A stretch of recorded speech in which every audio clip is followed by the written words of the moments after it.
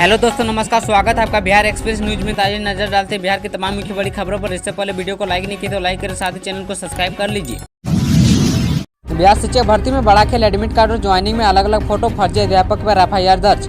बिहार में अध्यापकों की नियुक्ति के लिए चल रही प्रक्रिया में बड़ा फर्जीवाड़ा सामने आया है। बिहार लोक सेवा आयोग द्वारा आयोजित प्रथम चरण की नियुक्ति योगदान की जांच में 3 फर्जी नवनियुक्त अध्यापक पकड़े गए हैं। पकड़े गए फर्जी अध्यापक की तरह से दूसरे अभ्यर्थियों के आवेदन पर योगदान देने का प्रयास किया गया था। इन तीनों शिक्षकों पर FIR दर्ज करने का आदेश दिया गया है। दरअसल शिक्षा विभाग ने वैसे सभी नवनियुक्त शिक्षकों को मुख्यालय बुलाया था, जहाँ सभी शिक्षकों का कंप्यूटर से फोटो मिलान किया गया। इस दौरान इन नवनियुक्त शिक्षकों का फोटो मैच नहीं हुआ। पूरे मामले का खुलासा होने के बाद इस संदर्भ में माध्यमिक शिक्षा निदेशक कन्हैया प्रसाद श्रीवास्तव की तरफ से वैशाली एवं सहरसा के जिला शिक्षा पदाधिकारी को पकड़े गए फर्जी अध्यापक पर FIR दर्ज कराने के निर्देश दिए गए हैं।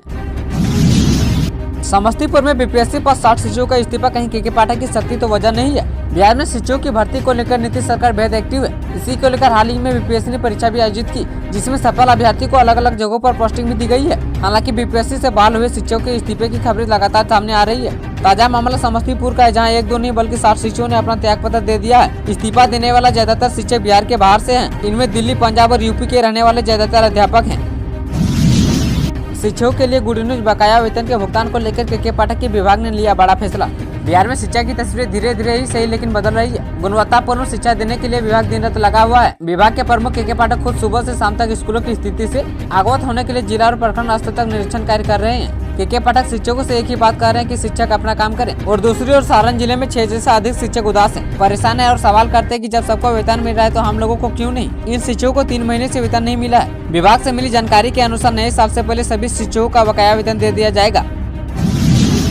बिहार में अब के बाद बिजली चोरी बन जाएगा इतिहास, बिजली कंपनी लाई नई स्कीम। आपको बता दें कि बिहार में बिजली चोरी बड़ी समस्या है। बिजली चोरी के कारण लाइन में लॉस अधिक होती है। इससे बिजली कंपनी को सालाना 2000 करोड़ रुपए के राजस्व का नुकसान हो रहा है। अब इससे निजात पाने के लिए शहर से गांव तक खुले तार को हटाकर AB केबल लगाए जाएंगे। इसमें टोका फंसाना मुश्किल हो जाएगा। बिजली कंपनी इसके लिए RDSS स्कीम लाई है। इसके तहत निजी एजेंसियों द्वारा पटना समेत राज्य भर में AB केबल लगाए जाएंगे। साथ ही बड़े पैमाने पर पोल और नए ट्रांसफार्मर भी लगेंगे। ये योजना पटना के लिए 270 करोड़, राज्य भर के लिए 10,000 करोड़ की लागत से पूरी होगी।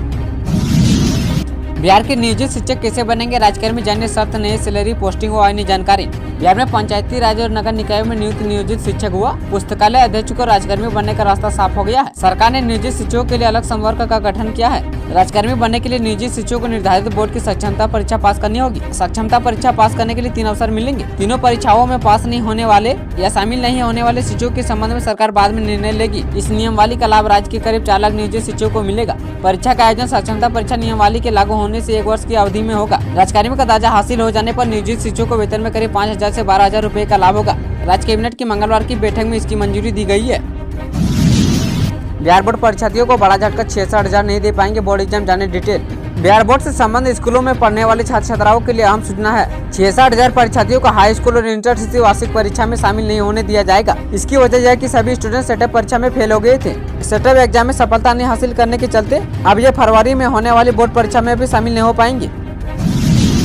बिहार में कोरोना का 5वां केस मिला, पटना में बुजुर्ग महिला मिली संक्रमित, जाने ताजा अपडेट। बिहार में कोरोना के मामले अब बढ़ने लगे हैं। एक तरफ जहां देश के कई राज्यों में कोरोना की रफ्तार तेजी से बढ़ रही है और संक्रमितों की मौत के मामले भी बढ़ रहे हैं, तो वहीं दूसरी ओर बिहार में कोरोना को लेकर स्वास्थ्य महकमा पूरी तरह से अलर्ट मोड पर है। कोरोना के नए सब वेरिएंट JN की दस्तक अन्य राज्यों में हुई तो बिहार भी सतर्क हो गया। मुख्यमंत्री नीतीश कुमार की अध्यक्षता में स्वास्थ्य विभाग के वरीय अधिकारियों के साथ बैठक हुई और निर्देश जारी किए गए हैं। सभी सरकारी अस्पतालों को अलर्ट किया गया है। वहीं अब पटना में एक और मरीज कोरोना संक्रमित पाई गई है, जिसके बाद बिहार में कोरोना के मामले बढ़कर 5 हो चुके हैं। पटना में कोरोना के मामले अधिक पाए जा रहे हैं।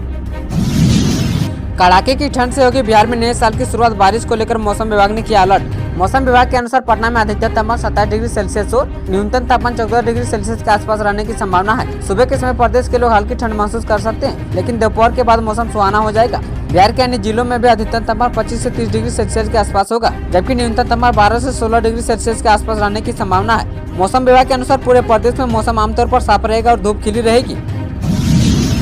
बिहार के सरकारी जमीन पर चल रहे स्कूल के खिलाफ बुलडोजर एक्शन, जानिए पूरा मामला।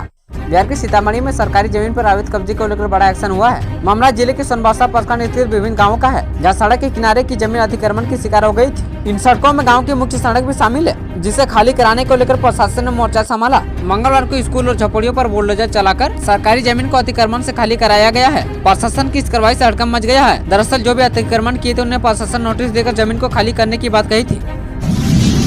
बिहार बगहा से पटना के लिए चलेगी नई ट्रेन, लोगों में खुशी का माहौल, इस रूट की यात्रियों को होगा फायदा।